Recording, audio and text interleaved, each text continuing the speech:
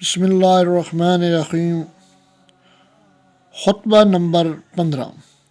مولا میر کائنات علی ابن ابی طالب علیہ السلام نے فرمایا، حضرت عثمان کو عطا کردہ جگیریں جب مسلمانوں کو واپس پلٹا دی تو فرمایا، خدا کی قسم اگر مجھے ایسا مال بھی کہیں نظر آتا جو عورتوں کے مہر اور کنیزوں کی خریداری پر صرف کیا جا چکا ہوتا تو اسے بھی واپس پلٹا لیتا، چونکہ عدل کے تقاضوں کو پورا کرنے میں وسعت ہے، اور جسے عدل کی صورت میں تنگی محسوس ہو اسے ظلم کی صورت میں اور زیادہ تنگی محسوس ہوگی۔